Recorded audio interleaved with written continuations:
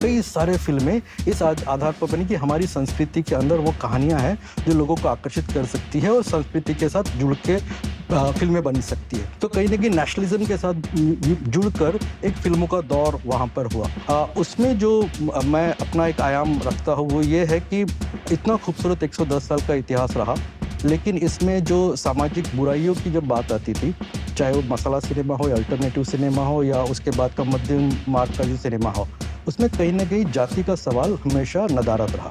और in general मैं मानता हूँ कि सिनेमा का हमेशा एक पॉलिटिकल इंस्ट्रूमेंटलिटी रही है, लेकिन ये जो बहुत एग्रेसिव तरीके से पिछले एक दशक में हम लोगों को दिखाई देता है वो नया है।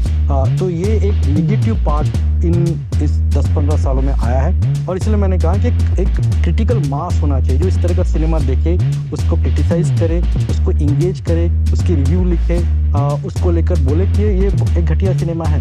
ये बोलने की ज़रूरत है, मुझे लगता है बहुत कम लोग ये कर पा रहे हैं। आज इंटरनेट सिर्फ आधे अधूरे सच और पूरे झूठ में डूबा हुआ है। किसी के पास गहराई से सोचने का या शांति से सुनने का वक्त ही नहीं है। हम एक ऐसा शांत कोना बनाने की कोशिश कर रहे हैं। Nope, not your ordinary podcast for entertainment. Indian society पे हिंदी फिल्म इंडस्ट्री का क्या इम्पैक्ट रहा है? राइट, ये बड़ा सवाल है और अक्सर जो सिनेमा के इतिहासकार हैं वो मानते हैं कि सिनेमा का एक बड़ा इम्पोर्टेंट इम्पैक्ट सोसाइटी को बनाने में और चलाने में रहा है। और सिनेमा को हम लोग 3 बड़े बिंदुओं में बांट सकते हैं। एक, जिसको हम लोग कहते हैं कि सिनेमा एक मनोरंजन का स्रोत है, जिसको हम लोग कमर्शियल या लोगों के मनोरंजन के लिए बनाया हुआ सिनेमा कहते हैं, जिसमें इन जनरल जिसको हम लोग मसाला सिनेमा या बड़ा सिनेमा कहते हैं, जो बड़े पर्दों पे लगता है और पॉपुलर होता है और लोगों को अट्रैक्ट करता है, जिसमें हम लोग सोच लीजिए कि मनमोहन देसाई से लेकर सुभाष घई से लेकर तो अभी करण जौहर तक ऐसे बड़े नामों को मानते हैं और समझते हैं कि ये वो फिल्में हैं जो लोगों को अपनी तरफ आकर्षित करते हैं उस स्पेक्टेकल की वजह से, उस संगीत की वजह से, वो जो जिस तरह का की फाइट सीक्वेंस और एक्शन और ड्रामा करते हैं उसकी वजह से आकर्षित करते हैं और मनोरंजन का एक बड़ा सोर्स है। उसमें शोले जैसी एक बड़ी फिल्म आती है, डीडीएलजे दिल वाले दुल्हनिया ले जाएंगे जैसी फिल्में हैं, या अभी के समय में एनिमल और छावा जैसी फिल्म है जो इन जनरल जिसको हम लोग मसाला सिनेमा कहते हैं, जो खास करके मनोरंजन के लिए बनती है और लोग उस पर बड़ा आकर्षित होते हैं और वही मेजर सिनेमा हिंदी रहा है। लेकिन उसके अलावा भी एक सिनेमा हम लोग मानते हैं कि जो हिंदी सिनेमा ने दिया है, जिसको हम लोग कहते हैं पैरेलल सिनेमा या अल्टरनेटिव जोन ऑफ सिनेमा या मीनिंगफुल सिनेमा या cinema that is responsible for some kind of a social cause which will not have similar kind of tendency which the masala film will have, but some kind of an alternative model। वो एक बड़ा एक cinema है और खास करके आप 60 और 60 क्या उससे पहले भी अगर देखेंगे तो ये जो खास करके बड़े डायरेक्टर्स रहे हैं, बिमल रॉय जैसे लोग रहे हैं या महबूब खान रहे हैं या गुरुदत्त साहब रहे हैं, इन्होंने एक मीनिंगफुल सिनेमा भी बनाया है। तो और उसके बाद फिर 60 और 70 के दशक में आपके पास गोविंद निलानी है, श्याम बेनेगल है, सई परांजपे है, गौतम घोष है। इन्होंने जो जिस तरह का सिनेमा हमको दिया है वो बहुत सोशली सेंसिटिव रहा है। गरीबी के सवाल हो या महिलाओं के प्रश्न हो या अनएम्प्लॉयमेंट के प्रश्न हो या करप्शन जैसी जो चीज़ें हैं, उसको बहुत खूबी से उन्होंने पर्दे पे लाया है। तो एक मीनिंगफुल सिनेमा हम लोगों को 70 और 60 के दशक में दिखता है, जिसमें हम लोग फिल्में लेते हैं जैसे बहुत सारी उसमें फिल्में जैसे बाजार लीजिए आप या मंडी लीजिए या सूरज का 7वां घोड़ा जैसी खूबसूरत फिल्में बनी है। तो ये जो एक पैरेलल स्ट्रीम रही है वो थोड़ा सा उस मसाला सिनेमा का क्रिटिक की तरह से आता है। जो सुपरस्टारडम के आधार पर फिल्में बनती थी उससे अलग एक फिल्म बनती थी और खास करके एक निश, एक मिडिल क्लास या इंटरनेशनल ऑडियंस के लिए फिल्में बनती थी या जो जिसको हम लोग फेस्टिवल में दिखाते थे उस तरह का एक फिल्म था जो क्रिटिकल था। तो ये 2 मेजर पड़ाव रहे। एक तीसरा पड़ाव मैं मानता हूँ वो भी था जिसको हम लोग कहते हैं कि एक मिडिल क्लास सिनेमा, जिसमें दोनों का एक मिक्स होता था। जैसे मैंने कहा कि गुरुदत्त साहब का नाम अगर लेंगे या राज कपूर साहब का नाम लेंगे तो अगर आप उनकी शी 420 देखते हैं या जागते रहो देखते हैं, आवारा देखते हैं। ये जो फिल्में थी वो कहीं ना कहीं जो माइग्रेंट लेबरर था उस वक्त का, उसके उसके कहानियों की इर्द गिर्द घूमती थी। उसमें गरीबी का जो सवाल था वो बहुत मुख्य सवाल था। माइग्रेशन का सवाल था। शहर जो जिस तरह के नए शहर आ रहे हैं उसका एक बड़ा सवाल उन फिल्मों में उठाया जाता था। तो कहीं ना कहीं जो मीनिंगफुल से, जैसे एक अच्छी फिल्म थी बिमल रॉय की 2 बीघा जमीन। वो कमर्शियल फिल्म थी, इंटरटेन करती थी, लेकिन साथ साथ जो सामाजिक सवाल है उसको भी बहुत बेखूबी से उठाती थी, बहुत बड़ा अच्छा संगीत देती थी और क्रिटिकल होती थी उस वक्त के समाज को लेकर। तो ये जो फिल्में उस वक्त थी, जिसमें हम लोग आज की तारीख में लापता लेडीज जैसी फिल्म बनी उसी आधार पर, या एक 80 के दशक में अगर आप देखेंगे जाने भी दो यारो, इस तरह की फिल्में थी जो इस तरह के विचारों को लेकर काम करती थी। तो इस तरह का एक बड़ा नुआंस्ड एक माहौल हिंदी सिनेमा में रहा है, जो केवल कमर्शियल आधार पर नहीं बनती थी फिल्में।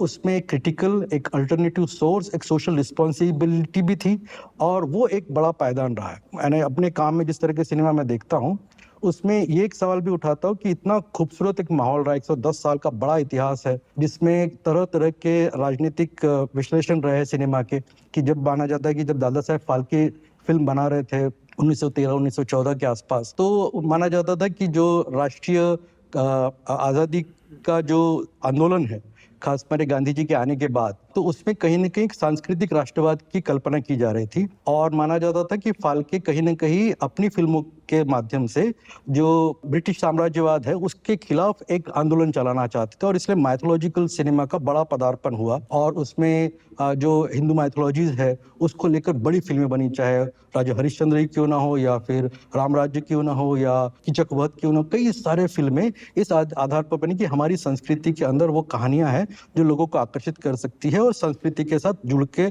फिल्में बन सकती है। तो कहीं ना कहीं नेशनलिज्म के साथ जुड़कर एक फिल्मों का दौर वहां पर हुआ।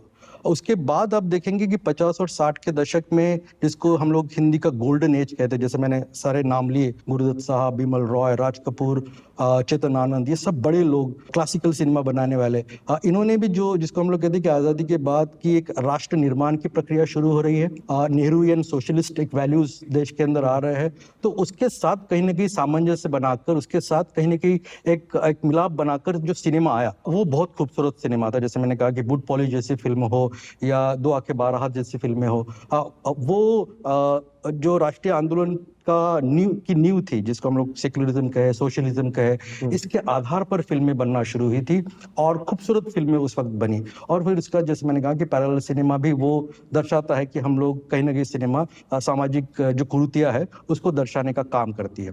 उसमें जो मैं अपना एक आयाम रखता हूँ वो ये है कि इतना खूबसूरत 110 साल का इतिहास रहा, लेकिन इसमें जो सामाजिक बुराइयों की जब बात आती थी, चाहे वो मसाला सिनेमा हो या अल्टरनेटिव सिनेमा हो या उसके बाद का मध्यम मार्ग का जो सिनेमा हो, उसमें कहीं ना कहीं जाति का सवाल हमेशा नदारत रहा, एब्सेंट रहा, कि अगर आया भी तो कहीं ना कहीं उसको वो तवज्जो नहीं दी गई, मेन स्ट्रीम स्पेस नहीं दिया गया जो बाकी सवालों को दिया जाता था। तो आप देखेंगे कि 1900 आज़ादी के पहले एक फिल्म आपको दिखाई देती है जो जाति के सवाल पर बनती है, वो है अछूत कन्या, हिमांशु राय की फिल्म।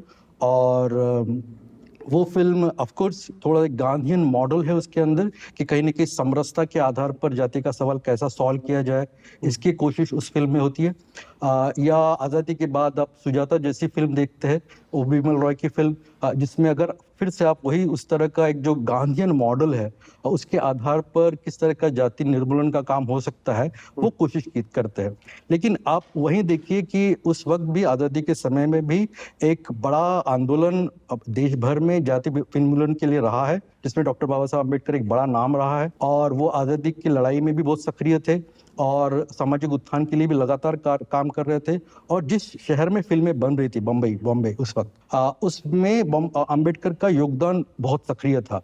वो लगातार पॉलिटिकल पार्टीज बना रहे थे, सोशल मूवमेंट्स लड़ रहे थे, इलेक्शंस लड़ रहे थे, कई तरह के सामाजिक आंदोलन बम्बई में कर रहे थे। लेकिन आप देखेंगे कि बम्बई के सिनेमा पर अम्बेडकर का कोई भी बहुत ज्यादा इम्पैक्ट आपको दिखाई नहीं देता है।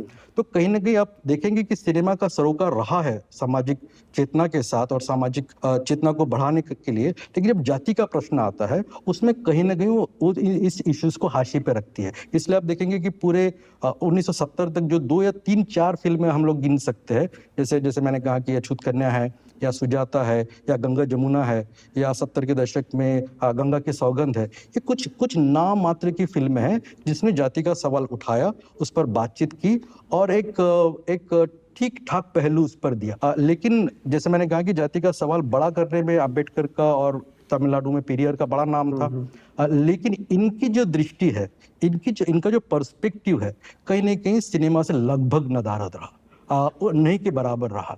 और वो काफी देर के बाद मुझे लगता है कि जैसे 1990 के दशक के बाद हम लोग देख पाएंगे कि उस विषय पर को लेकर थोड़ी सी चेतना है और थोड़ा सा बदलाव हम लोगों को दिखाई देता है। लेकिन एक लंबे समय तक सामाजिक चेतना का सिनेमा रहा, अल्टरनेटिव सिनेमा रहा, लेकिन जाति का सवाल लगभग नदारद रहा। जैसे सेक्युलरिज्म और सोशल जस्टिस और जमींदार खराब इंसान है, मजदूर अच्छा इंसान है, ये सब था। बिल्कुल था। पर जाति के सवाल पे लेटेस्ट आई थिंक जो जाति के सवाल को बहुत बढ़िया से उठाती है फिल्म, वो सैरत रही है, जिसको भी बहुत समय हो गया आके। सैरट बिल्कुल 1916 की फिल्म है।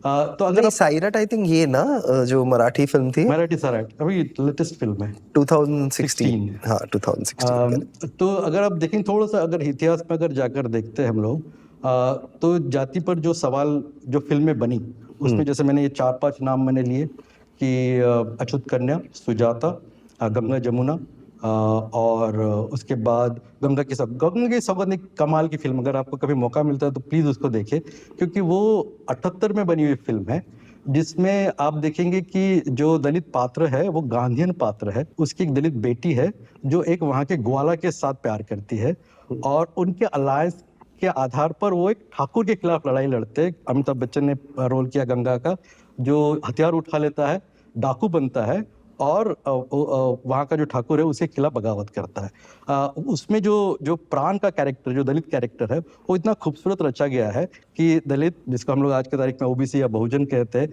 उसके अलायंस में, और एक महिला पात्र भी बहुत मुख्य पात्र है, उसके आधार पर एक सोशल अलायंस बनता है और उसमें जो उच्च जाति का वर्चस्व है उसको नकारा जाता है, उसके खिलाफ लड़ाई जाती है। तो इस तरह का 1-2 सिनेमा आपको उस वक्त दिखाई देगा। उसके अलावा अगर आप जैसे आपने कहा कि गरीबी या सामंती प्रथा, ये जो सवाल थे बड़े सवाल थे, और आप अगर जैसे मैंने कहा कि मदर इंडिया देखते हैं तो गरीबी और सामंती दोनों सवाल उसमें बिमल रॉय ने बहुत खूबसूरती से लगाया है। कि सामंतवाद है, कहीं ना कहीं बनियावाद है, जहाँ पर वो जो साहूकार है वो मदर इंडिया को छल रहा है और उसके खिलाफ काम कर रहा है, और उसका बेटा बैंडिट बन जाता है और जाकर फिर उसके खिलाफ विद्रोह करता है। तो वो कहीं ना कहीं वो कोशिश हुई कि जैसे बूट पॉलिश पे या आवारा में, ये तमाम फिल्मों में गरीबी का सवाल रहा, माइग्रेंट लेबर का सवाल रहा, लेकिन वो बहुत एब्स्ट्रैक्ट इंडिविजुअल की तरह रहा, जिसको हम लोग कहते हैं कि उस माइग्रेंट की जाति भी हो सकती है। ये सवाल किसी ने पूछा नहीं कि जैसे बंबई में एक बड़ा जो माइग्रेंट लेबर आया था 50 के दशक में, उसमें एक बड़ा एक सेक्शन दलितों का था और उनकी यूनियंस थी, उनका टेक्सटाइल मिल में बड़ा पार्टिसिपेशन था। वो उस वक्त जर्नल्स चलाते थे, न्यूज़पेपर चलाते थे, आंदोलन कर रहे थे, लेकिन कहीं पर भी सिनेमा में उसका पार्टिसिपेशन हमको दिखाई नहीं देता है। तो गरीबी का सवाल जरूर था, और उसमें दलित जैसे जो पात्र थे वो भी थे, जैसे बूट पॉलिश में, और किसका ऑक्यूपेशन हो सकता है इस देश पे बूट पॉलिश करना। तो उनकी कहानियां या उनके कैरेक्टर के आसपास कहानियां घूमती थी, उनके प्रोफेशन के आसपास कहानियां घूमती थी, लेकिन उसको सही तरीके से एक जाति के विषय को आकलन करना और उस पर बड़ी बात करना, वो कोशिश नहीं हुई। वो कोशिश मुझे लगता है एक बैंडिट सिनेमा जिसको हम लोग कहते हैं वो था, जिसमें अगर जेपी दत्तागर के एक बड़े डायरेक्टर हुए जिन्होंने बाद में बॉर्डर बनाई, उन्होंने उससे पहले जो फिल्में बनाई थी उसमें 3 बड़ी फिल्में हैं, एक तो गुलामी, बंटवारा और यतीम और डकैती, 4 बड़ी फिल्में हैं। आप देखेंगे चारों डकैत फिल्में हैं, बैंडिट फिल्में हैं, और इन चारों फिल्मों में कहीं न कहीं जाति का सवाल बहुत खूबसूरती से जेपी दत्ता ने उठाया है कि गांव का जो सामंती व्यवस्था है वो केवल गरीब और अमीर की लड़ाई नहीं है, जाति का भी प्रश्न है। धर्मेंद्र ने बंटवारा में एक दलित कैरेक्टर का रोल किया है, जिसको मना किया जाता है कि आप उनके ठाकुरों के घर के आगे जब चलेंगे तो अपनी चप्पल सर पे उठाकर चले। वो सीन उस फिल्म में उसने दिखाया है, और उसके बाद उस उत्पीड़न के खिलाफ जाकर वो लड़ाई लड़ता है, डाकू बनता है और बगावत करता है। तो कहीं ना कहीं वो जो बैंडिट सिनेमा जो जॉनर था, वो एक लंबे समय तक उसमें जाति के प्रश्न नहीं थे। और आप सब जानते हैं कि जो बैंडिट या जो डकैत है उसका एक सोशल स्ट्रैटिफिकेशन इसका एक सोशल कॉन्टेक्स्ट है। उसमें कई बार जो जिसको हम लोग दलित बहुजन जातियाँ कहते हैं, उसके आधार पर ही कई सारे बैंडिट माने जाते हैं। तो कहीं ना कहीं आप देखेंगे कि जो बाकी बैंडिट फिल्में थी, जैसे मुझे जीने दो या शोले या गंगा जमुना खुद, इसमें कहीं कहीं पर भी जाति का सवाल नहीं उठाया गया। वो आपको सिर्फ और सिर्फ जेपी दत्ता की 3 या 4 फिल्मों में दिखाई देता है। उसके बाद जो सबसे बड़ा योगदान इस पूरे सीरीज में रहा है वो है बैंडिट क्वीन, जो 1994 में बनी हुई शेखर कपूर की फिल्म है। एक रिवोल्यूशनरी फिल्म मैं मानता हूँ। इस जातीय व्यवस्था पर जो सबसे कमाल का कुटाराघात और चैलेंजिंग एटीट्यूड, या जिसको कहते हैं arrival of a Dalit protagonist, हम लोग बोल सकते हैं कि दलित हीरो, अगर वो कहीं आप देखना चाहते हैं तो बैंडिट क्वीन से हम लोग शुरू कर सकते हैं। कि उसमें जो फूलन देवी का किरदार है वो केवल एक रेप विक्टिम नहीं है, वो केवल एक रेचेड या गरीब महिला नहीं है, लेकिन वो उसके अंदर वो करेज भी है और कैपेसिटी भी है कि एक रिवेंजफुल हीरोइक कैरेक्टर प्ले करे। और उस फिल्म में उसने बहुत खूबसूरती से शेखर कपूर ने उसको दर्शाया है। तो बैंडिट क्वीन अपने आप में एक सकारात्मक और बहुत पॉजिटिव फिल्म मैं मानता हूँ, जो उससे पहले जो सिनेमा चल रहा था, चाहे वो पैरेलल सिनेमा ही क्यों ना हो। अगर आप पैरेलल सिनेमा में 70 के दशक में, 80 के दशक में देखें तो गोविंद निहलानी ने, श्याम बेनेगल ने, फिर गौतम घोष ने, कई और डायरेक्टर्स हैं जिन्होंने बहुत खूबसूरत फिल्में बनाई। अगर आप मंथन देख ले श्याम बेनेगल की, या गोविंद निहलानी की अंकुर देख ले, या गौतम घोष की पार देखे, या चक्र देखे, तो ये सारी फिल्मों में जाति का सवाल बहुत खूबसूरत रहा है। बहुत तरीके से उन्होंने उसको निभाया है और सामंती जो व्यवस्था थी, ब्राह्मणवादी जो व्यवस्था थी, उसके खिलाफ बहुत अच्छा आवाज उठाया, आक्रोश। तो ये फिल्में थी वहां पर। और इन फिल्मों में जब हम लोग देखते हैं कि कहीं ना कहीं जो दलित पात्र है वो बहुत कमजोर दिखाया जाता है, जिसको हम लोग अपने अंग्रेजी के शब्दों में कहते हैं रेचेड, या प्रिकेरियस, या एक्सट्रीमली पुअर, या powerless person, that he will not have any capacity or courage to challenge the dictators, the powerful elites. तो वो जो कैरेक्टराइजेशन था, जिसको मैं अपने आप में मानता हूँ कि स्टेरियोटिपिकल डिस्क्रिप्शन था दलितों का, और वो इसलिए स्टेरियोटिपिकल मानता हूँ कि अगर आप 70 के दशक में बम्बई खुद ही देख ले कि बम्बई में 70 के दशक में एक दलित पैंथर्स नाम की बड़ी मूवमेंट खड़ी होती है, जो रिवोल्यूशनरी मूवमेंट है, जिसमें young stalwarts, writers, intellectuals, unemployed youths आकर उस मूवमेंट को चला रहे हैं। एंग्री यंग मैन की तरह से वो पॉलिटिकल सिनेरियो में आ रहे हैं, लेकिन उसका कहीं भी आपको सिनेमा रिप्रेजेंटेशन नहीं दिखाई देता है। पर उसका रीजन ये है कि सिनेमा जो लोग बनाते हैं उनका ये सोसाइटी से रिलेशन ही नहीं है किसी तरह का। ये बिल्कुल हो सकता है कि शायद जो दलित फिल्म मेकर थे उस वक्त लगभग नहीं के बराबर सिनेमा में थे, और जो चेतना चाहिए इस तरह का सिनेमा बनाने के लिए, जो कॉन्शियसनेस चाहिए, जो कनेक्टिविटी चाहिए, जो सिंपैथी चाहिए, वो लगभग नहीं के बराबर थी सिनेमा में। तो इसलिए बम्बई में जब दलित पैंथर इतने उठाव पे था, इतनी ताकत से बाहर आ रहा था, और नेशनल न्यूज़ बन रही थी, और इंदिरा गांधी जैसी बड़ी नेता ने उसको एंडोर्स किया था, ऐसे समय में भी आप देखेंगे कि जिसको हम लोग एक दलित हीरो कहते हैं वो लगभग नहीं है। और वहीं पर उसी दशक में जो सिनेमा बन रहा है, जैसे मैंने कहा कि पैरेलल सिनेमा, उसमें दलितों का जो चरित्र है, जो कैरेक्टर है, वो केवल और केवल गरीब और असहाय, पावरलेस, इस तरह का दर्शाया जाता है। या तो रेप विक्टिम है या मारा जा रहा है। लेकिन जैसे आप सत्यजीत रे की सदगति देखेंगे, बहुत खूबसूरत फिल्म है, प्रेमचंद की कहानी पर बनी हुई फिल्म है। तो सदगति में आप देखेंगे कि वो आदमी इतना असहाय है कि लकड़ी तोड़ते तोड़ते उसको भूख लग जा रही है, लेकिन वो कोशिश भी नहीं कर रहा कि रुके, उनसे कहे कि मैं घर जाना चाहता हूँ, मुझे भूख लगी है, लेकिन लकड़ी तोड़ते तोड़ते वो दम तोड़ देता है, मर जाता है।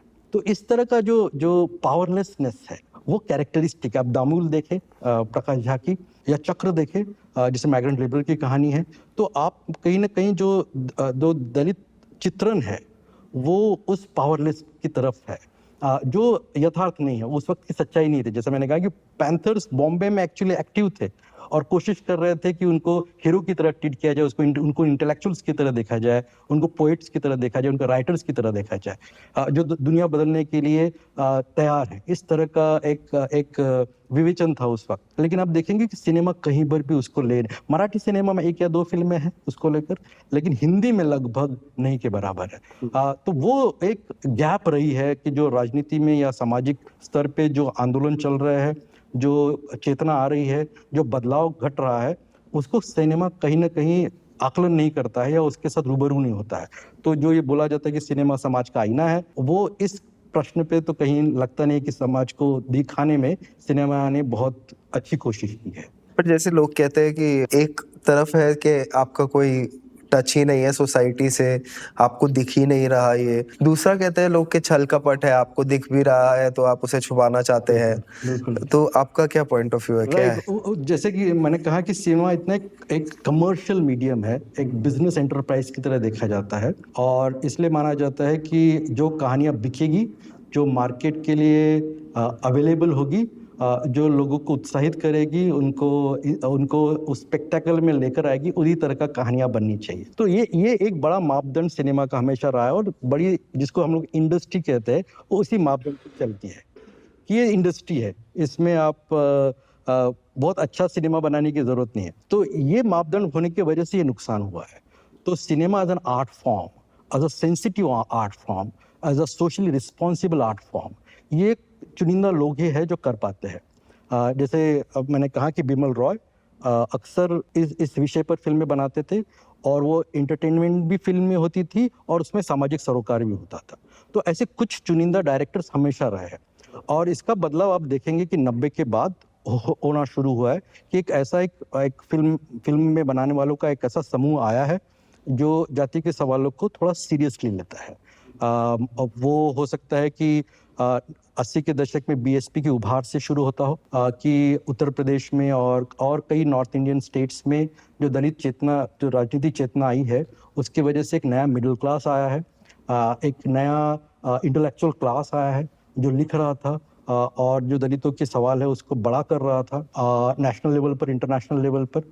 और इसका जो जिसको कहते हैं इम्पैक्ट, वो फिल्म इंडस्ट्री पे भी दिखाई देता है। तो आप देखेंगे कि 2000 के आसपास महाराष्ट्र गवर्नमेंट उस वक्त डॉक्टर बाबा साहब आम्बेडकर नाम की फिल्म को स्पॉन्सर करती है, उसको प्रोड्यूस करती है, और जब्बार पटेल जैसे एक बहुत बड़े डायरेक्टर तो उस फिल्म को बनाते हैं, और वो एक ऑलमोस्ट जो एटनबरो की गांधी है उस लेवल की फिल्म बनाने की कोशिश की जाती है। उसको एक इंटरनेशनल स्क्रीन दिया जाता है, उसमें कई तरह के आर्टिस्ट लिए जाते हैं। मम्मूटी जो मलयालम सुपरस्टार थे, उसको अम्बेडकर का रोल करने के लिए कहा जाता है, और खूबसूरत एक फिल्म बनाई जाती है।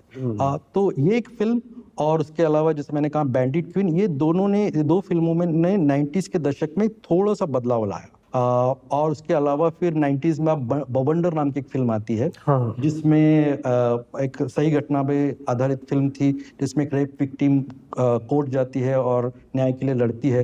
तो वो एक फिल्म बनी थी जिसमें ये दलित जो चेतना है उसका एक चित्रण दिखाई देता है, और जिसको हम लोग कहते हैं कि दलित प्रोटैगनिस्ट का अराइवल होता है। तो 90 के बाद आप देखेंगे कि थोड़ा सा बदलाव हम लोगों को दिखाई देता है। वो बदलाव आप खास करके 2010 के दशक के बाद एक बड़ा चेंज आता है। आप देखेंगे कि कहानियों में, जिसको आप प्रोटैगनिस्ट तो नहीं, लेकिन कहीं ना कहीं सहपात्र, जिसको हम लोग कहते हैं साइड हीरो के कैरेक्टर्स, कई तरह पर आपको फिल्मों में दिखाई देगी। चाहे फिर आरक्षण हो, प्रकाश झा की बड़ी कमाल की फिल्म थी, पहली बार एक दलित कैरेक्टर को प्रोटैगनिस्ट की तरह पेश किया गया। ऑफ कोर्स अमिताभ बच्चन उसमें लीड थे, लेकिन सैफ अली खान का जो दलित कैरेक्टर है बहुत क्रूशल कैरेक्टर था उस फिल्म में, जिसमें वो पहली बार आप पर्दे पर एक पढ़ा लिखा फॉरेन रिटर्न एजुकेटेड दलित देखते हैं, जो लव अफेयर है वो एक ब्राह्मण महिला के साथ है, और वो बेबाक है, कोशिश करता है कि अपनी बात मनवाए, और निडर है। तो इस तरह का एक जो बहुत कमाल का कैरेक्टर आपको आरक्षण में दिखाई देता है। उसके बाद फिर आप एकलव्य फिल्म देखते हैं, विधु विनोद चोपड़ा की फिल्म थी, उसमें एकलव्य जो मेन लीड कैरेक्टर है वो, और फिर एक इसमें छोटा कैरेक्टर संजय दत्त का है जो इंस्पेक्टर है, जो कहता है कि मैं रिजर्वेशन से इंस्पेक्टर बनाऊं, लेकिन अब मेरे पास वो ताकत और करेज है कि मैं आपकी बात नहीं सुनूंगा। तो बहुत सुंदर सा कैरेक्टर उसमें गढ़ा जाता है। उसके अलावा फिर कई ऐसे आक्रोश करके फिल्म थी जिसमें फिर एक IAS ऑफिसर दलित कैरेक्टर दिखाया गया। तो ऐसी कुछ फिल्में दिखाई देती है जहाँ पर जिसको हम लोग कहते हैं कि सब कैरेक्टर के रूप में दलित आना शुरू होता है। फिर एक मौका आता है 2015 का साल, उसमें 3 बड़ी फिल्में आती है। एक Masaan, I think Masaan, of course. एक और फिल्म आती है गुड्डू रंगीला, सुभाष कपूर की फिल्म, और मांझी द माउंटेन मैन। ये तीनों फिल्में 2015 में दलित हीरो को प्लेस करती है, और तीनों फिल्में कहीं ना कहीं जाति व्यवस्था के इर्द गिर्द घूमती है।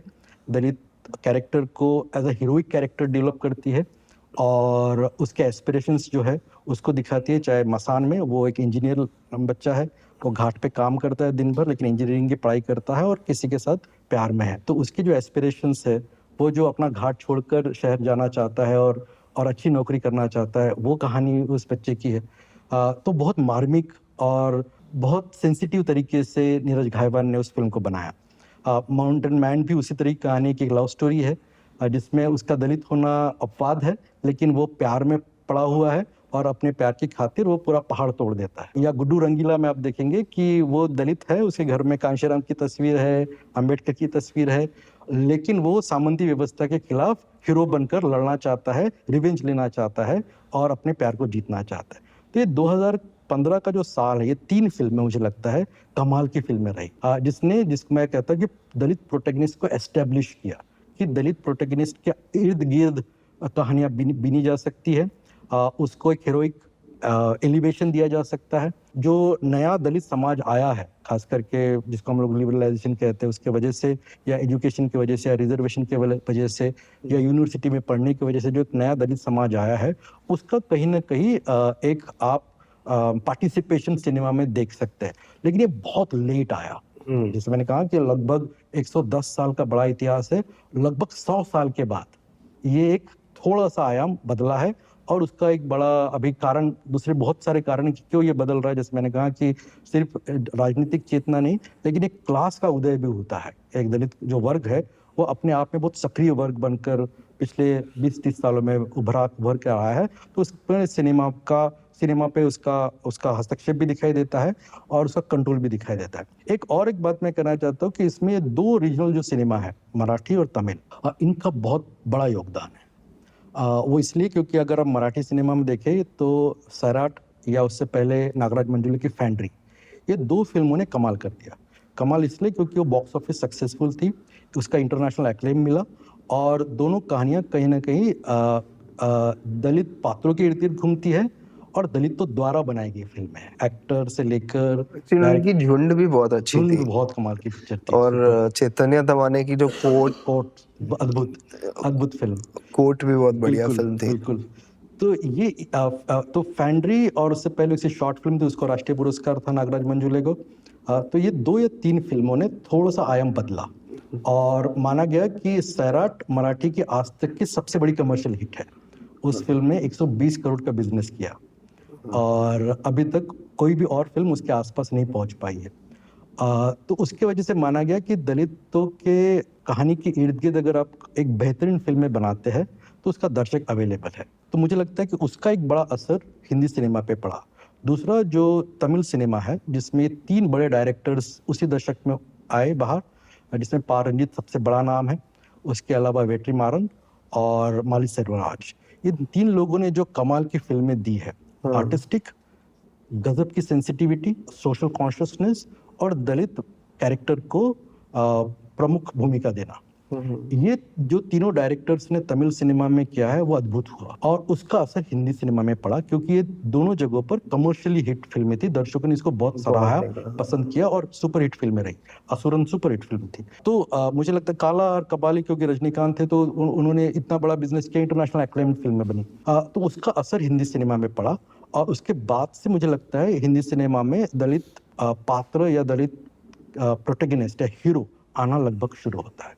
तो ये छोटा सा मुझे लगता है इतिहास है, जिसमें हम सबको समझ में आएगा कि जो सामाजिक लेवल पर चल रहा है या आर्थिक दृष्टि में जो नया सरोकार आ रहा है, उसका असर सिनेमा पे है और सिनेमा उसकी वजह से बदल रहा है। अब यही हमारे दूसरे सवाल पे आता है कि ये जो सिनेमा की 110 साल की हिस्ट्री है, उसका नॉर्मल लाइफ पे क्या क्या इम्पैक्ट आप देख रहे हैं? बहुत इम्पैक्ट है। मुझे लगता है कि हम लोग सभी जो सिनेमा देखते हैं या सिनेमा जाते हैं, अक्सर उनको उसका असर होता है। हम लोग चाहते हैं कि हीरो जैसी बात करे, उसके जैसे कपड़े पहने, या वो जिस लेवल पर अपने आप को आइडलाइज करता है उस लेवल पर हम लोग समझे। लेकिन जिस तरह का हम लोग सिनेमा देखते हैं उसमें अक्सर हम लोग देखते हैं कि ये कहानियाँ खास वर्ग को लेकर बनती है, जिसको हम लोग देश का अभिजात वर्ग कहते हैं या सवर्ण वर्ग कहते हैं या ऊंची जाति के लोग कहते हैं।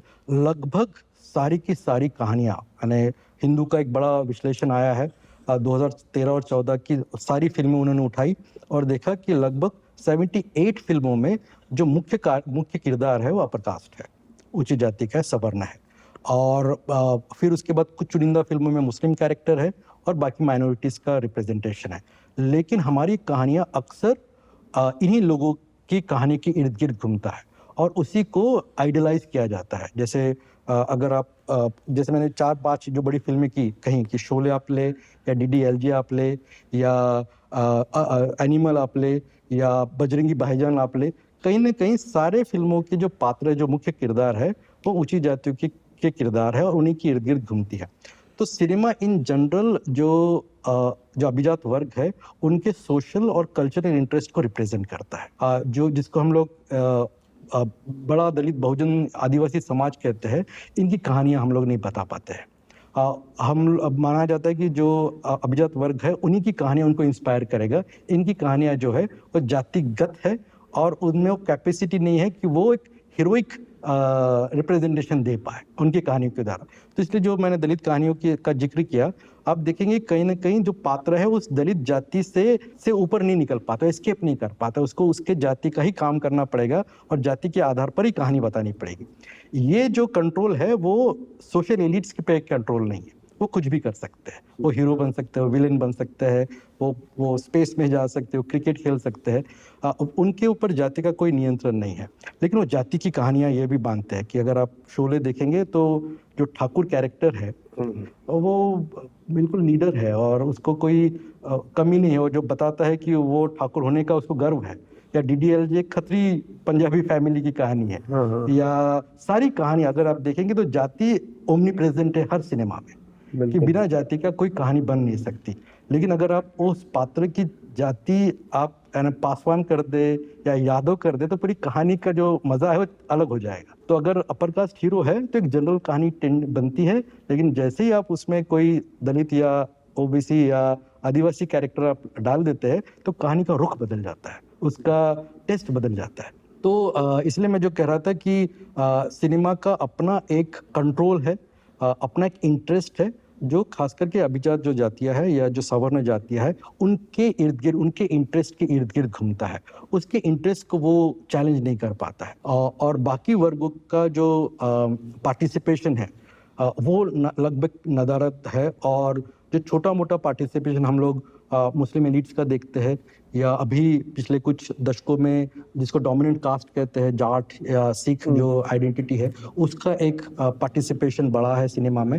लेकिन दलित बहुजन आदिवासी जो समाज है उसका पार्टिसिपेशन लगभग नहीं के बराबर है। और इन सबका पार्टिसिपेशन अगर ठीक तरीके से हो तो उसका सोसाइटी पे क्या इम्पैक्ट होगा? बिल्कुल, तो जिसको हम लोग डाइवर्सिटी कहते हैं, और मुझे लगता है कि हॉलीवुड के सिनेमा से बहुत सीखने की ज़रूरत है कि हॉलीवुड ने जिस तरह से ब्लैक रिप्रेजेंटेशन को लेकर या डाइवर्सिटी को लेकर जो काम किया है, कि बड़ा यानी जिसको मैं कहते हैं मूवमेंट चला कि why Oscar is so white, कि ऑस्कर्स में जो पार्टिसिपेशन है, जो नॉमिनेशंस है, लगभग वाइट नॉमिनेशंस है और जो डाइवर्सिटी होनी चाहिए, सोशल डाइवर्सिटी या रेशियल डाइवर्सिटी, वो लगभग नदारत है, चाहे वो हिस्पैनिक हो या ईस्ट एशियंस हो या ब्लैक हो, इनका लगभग नहीं के बराबर पार्टिसिपेशन है। तो इसके लिए लगभग पिछले 30 सालों से हॉलीवुड में लगातार ये कोशिश की गई कि सिनेमा डाइवर्सिफाई हो।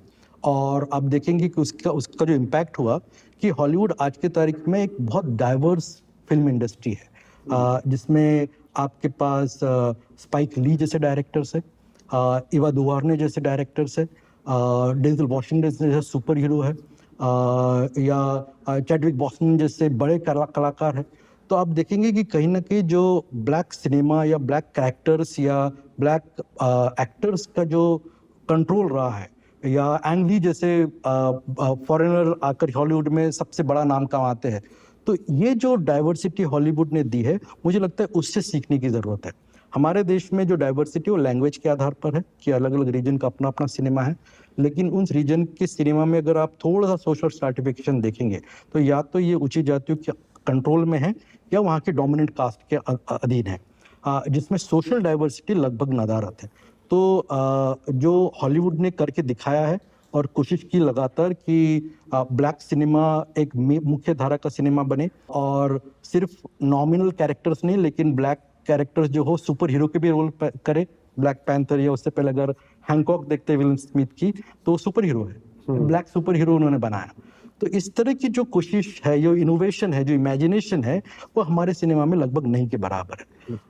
तो इसीलिए जो डाइवर्सिटी का सवाल बहुत इंपॉर्टेंट सवाल है, जो केवल लैंग्वेज और एक या दो कम्युनिटी के आधार पर नहीं किया जाता है। जैसे कई बार बोला जाता है कि इंडिया की हिंदी सिनेमा की को तो 3 खान रिप्रेजेंट करते हैं। बहुत खूबसूरत बात है, बहुत अच्छी बात है कि 3 खान हिंदी सिनेमा को रिप्रेजेंट करते हैं, लेकिन वो नॉमिनल है।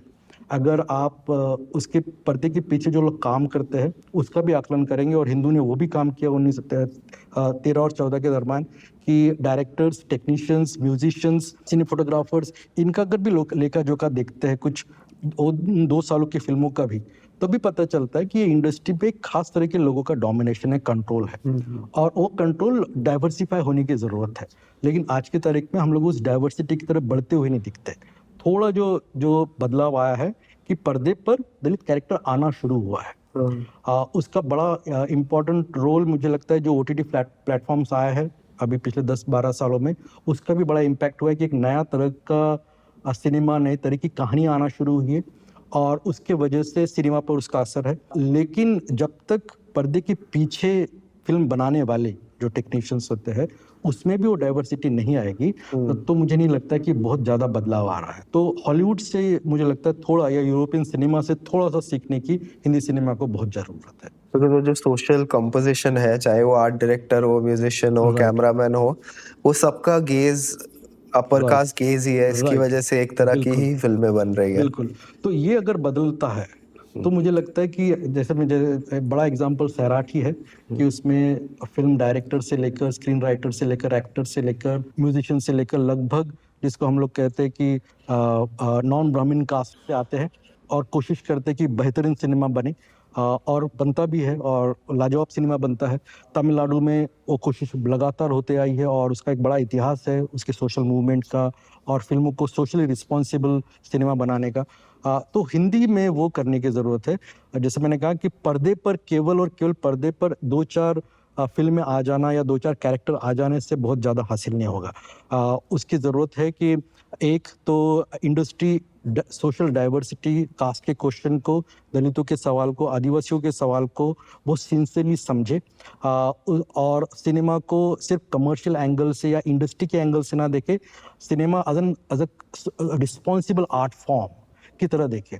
दूसरा कि जो ऑडियंस है उसकी भी एक ट्रेनिंग की ज़रूरत है कि हम लोग कबीर सिंह और एनिमल जैसी फिल्मों को सेलिब्रेट करते हैं, और ऑफ कोर्स वो कमर्शियली वायबल है और ज़रूरी है इंडस्ट्री के लिए, लेकिन उसके अलावा भी जो एक मैच्योर्ड ऑडियंस होना चाहिए जो क्रिटिकली इंगेज करे इस तरह के सिनेमा को और लिखे और बात करे कि ऐसा एक सिनेमा आना चाहिए जो समाज के जो मापदंड है उसके आधार पर बने, या जो कुरीतियाँ समाज के अंदर है उसको दर्शाने वाला सिनेमा बना। तो इसका अनुरोध जो है वो ऑडियंस की तरफ से भी आना चाहिए। तो एक इंटेलेक्चुअल, एक क्रिटिकल ऑडियंस अगर हम लोग तैयार कर पाते हैं, एक ऐसा एक बड़ा सोर्स हम लोग बना पाते हैं जो सिनेमा को क्रिटिकली इंगेज करे, तो वो उस ऑडियंस की भी थोड़ी बहुत कमी है। साथ में जिसको हम लोग सिनेमा स्टडीज़ कहते हैं, उस सिनेमा स्टडीज़ में भी लगभग इन विषयों पर बहुत ज़्यादा गौर नहीं दिया गया। तो सिनेमा स्टडीज़ के जो स्टूडेंट्स हैं या सिनेमा स्टडीज़ जो पढ़ाते हैं, जो सिनेमा थेरीज करते हैं, उनको भी ज़रूरत है कि थोड़ा सोशोलॉजिकल एंगल से सिनेमा को देखे और पढ़ाए और बताया जाए कि सिनेमा केवल इंडस्ट्री बन के ना रहे, उसका एक बड़ा इम्पैक्ट सोसाइटी पे होता है और इसलिए बेहतर और इंटेलेक्चुअल सिनेमा बनना चाहिए। और उसके साथ साथ मुझे लगता है स्टेट की भी एक रिस्पॉन्सिबिलिटी है, राज्य की भी अपनी एक रिस्पॉन्सिबिलिटी है कि NFDC जैसे हमारे पास इंस्टीट्यूशंस है, या हम लोग नेशनल स्कूल ऑफ ड्रामा जैसे इंस्टीट्यूशन चलाते हैं, तो इसमें भी जो सामाजिक सरोकार है, जो रिप्रेजेंटेशन का प्रश्न है, उसको सही तरीके से समझे और इस समाज से अच्छे टेक्नीशियंस, फिल्म मेकर्स और बाकी जो ज़रूरत होती है जिन लोगों की, अगर उसको स्टेट सपोर्ट करता है तो एक बड़ा ही कोशिश हो सकती है सिनेमा को डाइवर्सिफाई करने में, उसको डेमोक्रेटिक करने में। अभी का जो हाल है वो थोड़ा सा पॉजिटिव है क्योंकि सिनेमा हम लोग देख पा रहे हैं, जैसे मैंने कहा कि OTT पे लगातार, जैसे आप अभी एक नई वेब सीरीज आई है गांठ, उस वेब सीरीज में आप देखेंगे कि वो एक दलित लड़की है जो मेडिकल पढ़ने जा रही है, लेकिन उसको उसके साथ भेदभाव होता है और गरीब बच्ची है, और लेकिन वो बहुत होशियार है। तो उसकी कहानी दिखाई जा रही है। या आश्रम में भी जो महिला किरदार है वो दलित लड़की है और उस गॉडमैन के खिलाफ लड़ाई लड़ रही है। या महारानी सुभाष कपूर की another very powerful web series.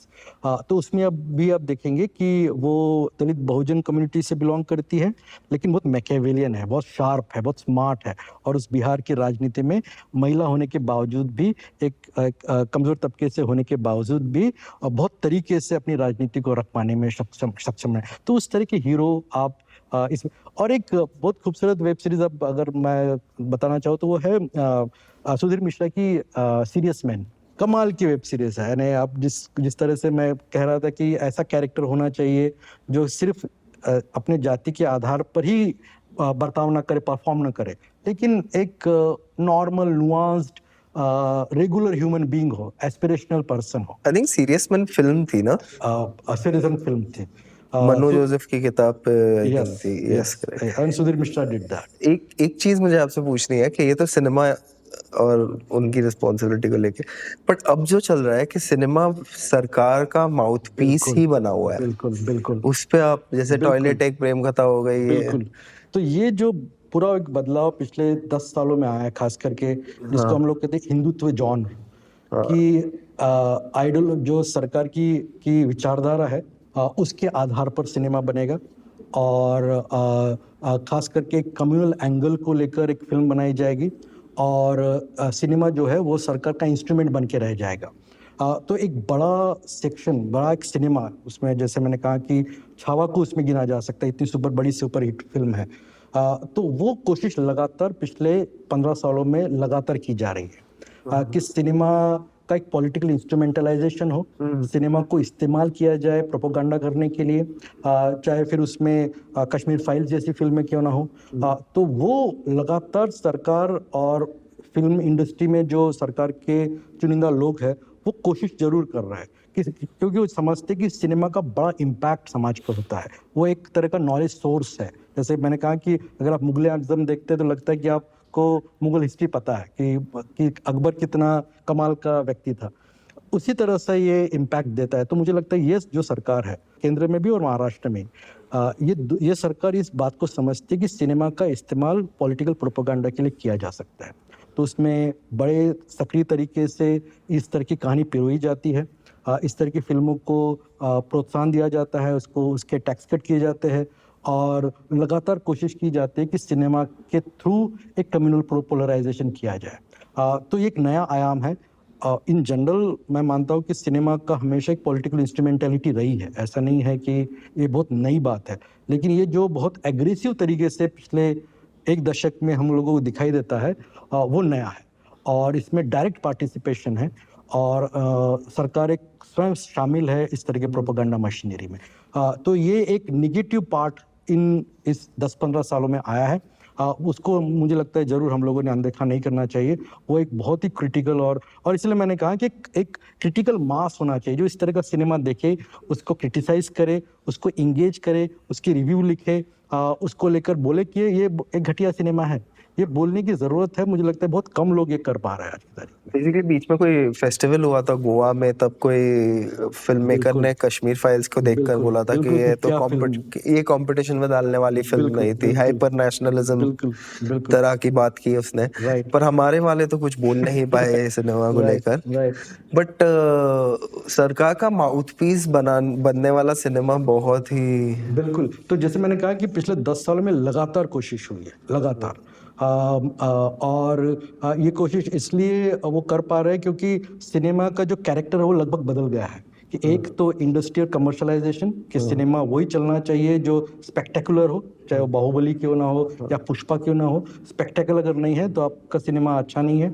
और सिनेमा में कौन लोग जा रहा है, तो जो हमारा लोअर मिडिल क्लास है या जो गरीब तबका है वो लगभग नहीं के बराबर जा रहा है क्योंकि मल्टीप्लेक्स में फिल्म लगती है। तो उसका एक इंडस्ट्रियल पॉइंट ऑफ व्यू है। तो ये खास करके मिडिल क्लास को इंगेज करने के लिए ये बड़ा सिनेमा बनाया जाता है, क्योंकि बाकी कहानियां तो आप घर पर टीवी पे देख ही सकते हैं, तो सिनेमा पे आप तभी जाएंगे जब वो सेंसेशनल होगा, लार्जर देन लाइफ होगा। बाहुबली होगी वो, और पुष्पा है, पुष्पा होगी, या राइट, वो और सेंसेशनलाइज होगा, KGF होगा। तो अभी जैसे कश्मीर फाइल्स का जो सेंसेशनलाइजेशन हुआ, जो उसके कम्युनल प्रोपेगेंडा हुआ, या केरला स्टोरी का जो जिस तरह का मैकेनिज्म तय हुआ कि इसकी वजह से ही फिल्म हिट होगी, तो कहीं ना कहीं उसकी कंट्रोवर्सी तैयार करना और उसमें समाज में का जो ताना बाना है उसको बिगाड़ने की कोशिश करना, उस कंट्रोवर्सी से एक मार्केट तैयार करना, और उस मार्केट की वजह से लोग फिल्म सिनेमा हॉल में जाए, और उसमें कमर्शियल एंगल भी आपका साधा जाता है और जो पॉलिटिकल आपका डिमांड है वो भी पूरी की जाती है। तो ये पूरा का पूरा एक नया मैकेनिज्म पिछले 10-12 साल में आपको दिखाई देता है कि सिनेमा को कमर्शियली भी एक्सप्लॉइट किया जाए और पॉलिटिकल प्रोपेगेंडा के लिए भी इस्तेमाल किया जाए।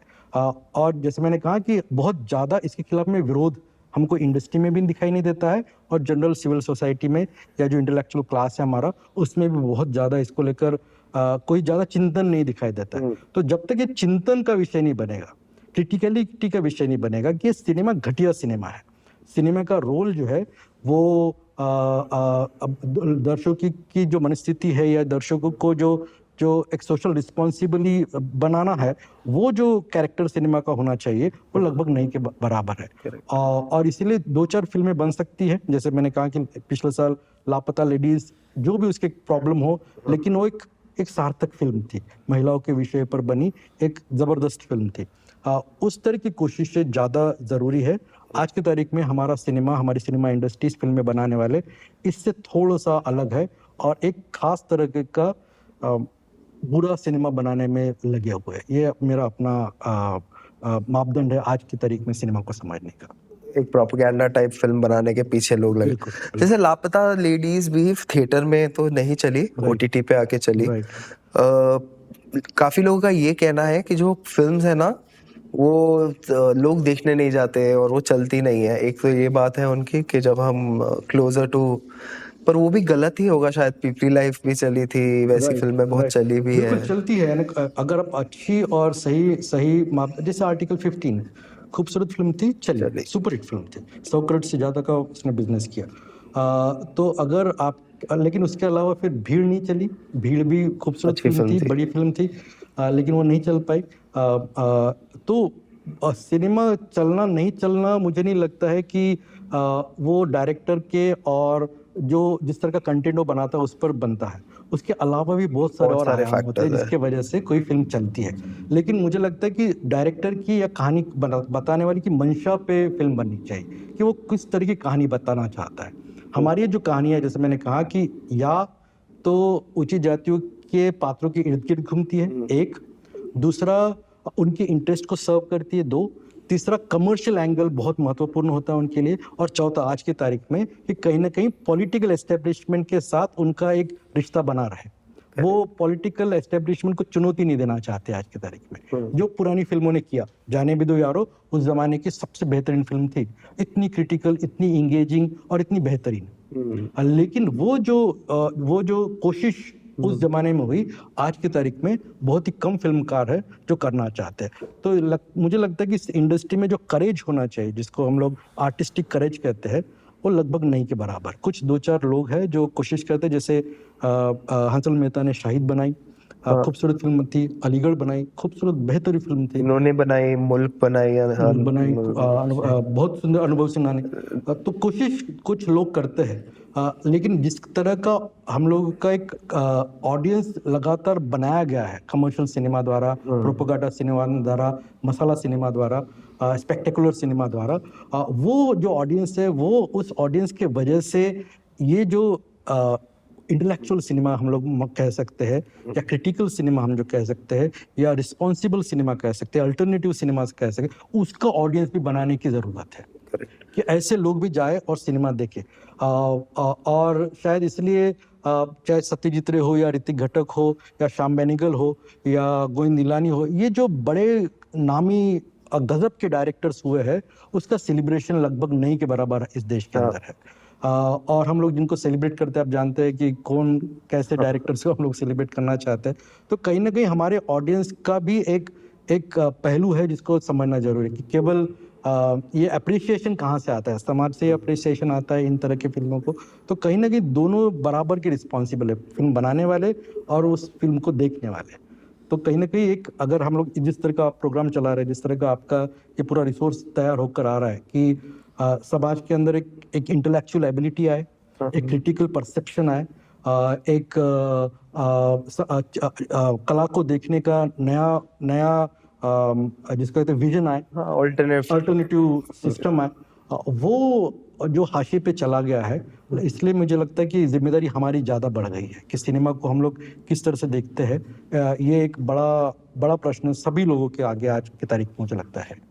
मेरा एक आखिरी सवाल है आपसे, जैसे मूवीज जो माइथोलॉजिकल होती है, या अभी माइथोलॉजिकल और हिस्टोरिकल में फर्क नहीं बचा है तो वो मूवीज बहुत अपोज की जाती है। जैसे इमरजेंसी बहुत ही खराब फिल्म, बहुत ही अपोज की गई। पद्मावती बहुत ही खराब फिल्म, बहुत ही अपोज की गई। तो ये जो एक हमारे में फिल्मों को अपोज करना, बिना देखे, बिना समझे, बिना कुछ, इसके लिए आप क्या कहना जैसे अभी एक फिल्म आई हिंदी में अनंत महादेवन की फुले। हाँ, आप देखेंगे कि महाराष्ट्र में ब्राह्मण महासभा और उत्तर प्रदेश में भी इन लोगों ने बिना फिल्म देखे कहा कि ये फिल्म ब्राह्मणों के खिलाफ है और इसलिए इसको रिलीज नहीं होने देना चाहिए। और ये जो फिल्म है ये बेसिकली सोशल जस्टिस प्रोपोगंडा है और देश हित के अधीन नहीं है। तो इस तरह का जो एक प्रोपेगेंडा मशीनरी इस वक्त देश में हावी है, चल रहा है कि कौन सी फिल्में देखनी चाहिए समाज को और कौन सी नहीं देखना चाहिए, कोई और बैठकर डिसाइड करेगा और बताएगा कि इसमें क्या सही है और क्या गलत है, चाहे ऐतिहासिक फिल्में हो या फिर माइथोलॉजी पर आधारित फिल्में हो। तो ये जो डिसाइड करने वाले लोग हैं ये सबसे खतरनाक लोग हैं मुझे लगता है आज की तारीख में, जो आर्ट को आर्ट की तरह से नहीं देखना चाहते, वो आर्ट को प्रोपेगेंडा मशीनरी की तरह ही देखना चाहते हैं और उसमें एक राजनीति है सही अर्थों में। इसलिए फुले जैसी बेहतरीन फिल्म, सेंसिटिवली बनाई हुई फिल्म, और ये भी समझना पड़ेगा कि बहुत लंबे समय के बाद फुले पर कोई फिल्म बनी, इतना बड़ा एक क्रांतिकारी देश के अंदर हुआ जिस पर लगभग सिनेमा नदारत है, बिल्कुल अवेलेबल नहीं है। तो एक ऐसे क्रांतिकारी पर जब फिल्म बन रही है तो उसको वेलकम करना चाहिए, वो एक सामाजिक सरोकार की ज़रूरत है। लेकिन वो न करते हुए आप उसको क्रिटिसाइज करते हैं, उसको नकारते हैं और आप मानते हैं कि वो फिल्में बननी चाहिए जो यहाँ का जो अभिजात वर्ग है, जो सवर्ण वर्ग है, उनके इंटरेस्ट को सर्व करे। उनके इंटरेस्ट के खिलाफ अगर कोई भी फिल्म जाती है तो उसको एंटी नेशनल करार दिया जाएगा। तो ये जो नया पूरा प्रपंच बना हुआ है ये बेहद खतरनाक है। ये आर्ट के लिए भी बुरा है, देश के हित में नहीं है और सिनेमा को ये नए गर्त में लेकर जाएगा और इससे कुछ सार्थक होने वाला नहीं है। तो चाहे वो मैंने जैसे कहा कि पद्मावत की बात हो कि एक तरह की कहानी होनी चाहिए, उनके इंटरेस्ट को अगर वो चैलेंज करता है, और घटिया फिल्म थी, वो भी कोई कमाल की फिल्म नहीं थी, वो इस्लामिक एनाफोबिया से ग्रसित एक फिल्म थी। और जो विलेनाइजेशन इन जनरल मुसलमानों का सिनेमा कर रही है पिछले 20 सालों से, शायद बॉर्डर से आप कह सकते हैं कि एक खास तरह का विलेनाइजेशन इस्लाम, मुस्लिम और उस कल्चर का जो हुआ गदर भी ले लीजिए। तो ये जो विलेनाइजेशन है वो लगातार चलता आ रहा है और अगर फिल्में है तो वो उनकी खुशी है, लेकिन उसके अलावा अगर अल्टरनेटिव सिनेमा आ रहा है, दलित बहुजन नायकों का सिनेमा आ रहा है, उनकी कहानियों का सिनेमा आ रहा है, तो उसको लेकर वो उनको कोई बहुत ज़्यादा खुशी है नहीं। लेकिन कोशिश मुझे यही लगता है कि सिनेमा अभी भी थोड़ा सा एक डेमोक्रेटिक मिलियो उसमें है, इसलिए फुले जैसी फिल्में बन पा रही है या अनुभव सिन्हा फिल्में बना पा रहे हैं। तो वो कोशिश जारी रखनी चाहिए, ना कि इन लोगों से डर के हम लोगों ने फिल्म बनाना बंद कर देना चाहिए। आई एम नॉट रॉन्ग, गदर और लगान एक ही दिन पे रिलीज हुई थी क्या? राइट। लगान एक अच्छी खूबसूरत सेकुलर फिल्म थी, और वहीं पे गदर एक सुपर हिट फिल्म थी। गदर एक फिल्म थी जो मुसलमानों को अदर जैसे देखती थी। Right right. लगान एक फिल्म थी जहाँ जो पर सेकुलर सेक्युलर वैल्यूज को लेकर वैल्यूज को थी, कास्ट पे क्वेश्चन बिल्कुल, किया था, बिल्कुल। राजा महाराजा पे क्वेश्चन किया था, ब्रिटिश पे क्वेश्चन किया था। दोनों को अगर एक न्यूट्रल आदमी देखे तो बोले दोनों पॉलिटिकल फिल्में राइट, हैं। बिल्कुल। लेकिन पॉलिटिक्स दोनों का अलग अलग है, दोनों का अलग अलग है। अलग अलग है। हाँ, पर जिसने गदर बनाई थी ना वो अपने पॉलिटिक्स के साथ खड़ा है, बिकॉज अभी वो बीजेपी के टिकट पे है। पर जिसने लगान बनाई थी ना वो घर पे नहीं, आमिर खान क्यों, आशुतोष गोवारे का डायरेक्टर। हाँ, मतलब आमिर खान अभी घर पे बैठ के बोल रहा है कि मेरा हो गया, देख लो। सनी देओल तो है वहां पे, बिल्कुल, वो तो कर रहा है अपना काम, अपना कर तो रहा मेरे है। ख्याल से पावर के साथ या एस्टेब्लिशमेंट के साथ जो जो संबंध हमारे फिल्मकार बनाते हैं, और जो आर्ट का या सिनेमा का जो इंडिपेंडेंट वैल्यू होनी चाहिए, जो क्रिटिकलिटी होनी चाहिए, जो सोशल रिस्पॉन्सिबिलिटी होनी चाहिए, वो हिंदी सिनेमा में लगभग नहीं के बराबर है। और ये एक बहुत दयनीय स्थिति है मुझे लगता है।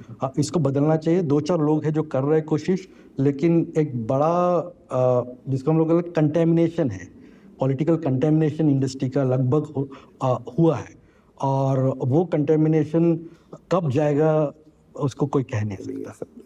थैंक यू सो मच आपके टाइम के लिए, बहुत मजा आया आपसे बात करके।